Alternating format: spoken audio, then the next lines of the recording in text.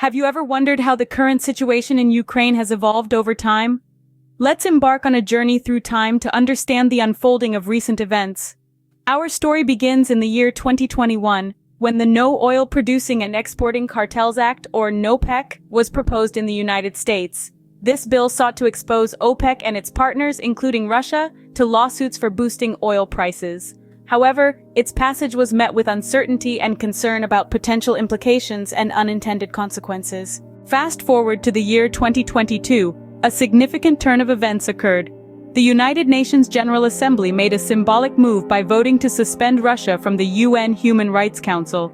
This action, while symbolic, was a clear reflection of the dissatisfaction with Russia's actions in Ukraine. The UN's failure to prevent the ongoing war in Ukraine was glaring, leading to criticism of its impotence. Ukrainian President Volodymyr Zelensky did not hold back his disappointment with the UN, demanding Russia's expulsion from the organization. This was a critical point in the timeline, highlighting the deep-seated issues within international diplomatic institutions. As the situation evolved, Russia's actions were deemed a violation of the UN Charter's principles, which emphasized the preservation of peace and security. This led to further scrutiny of Russia's global prestige. Interestingly, this wasn't the first suspension for Russia. Back in 2016, Russia was suspended from the UN Human Rights Council during the bombardment of Aleppo, only to be re-elected later.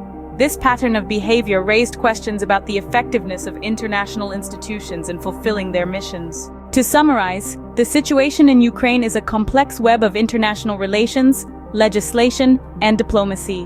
The NOPEC Bill of 2021 marked the beginning of a series of events that would significantly impact Ukraine's situation.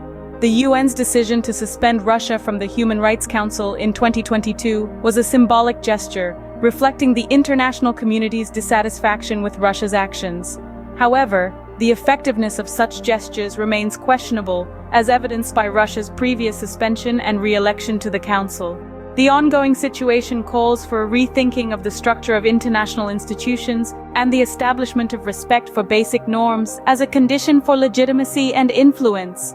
This narrative serves as a reminder of the complexities of global politics and the impact they can have on individual nations. Understanding these dynamics is key to making sense of the world we live in today.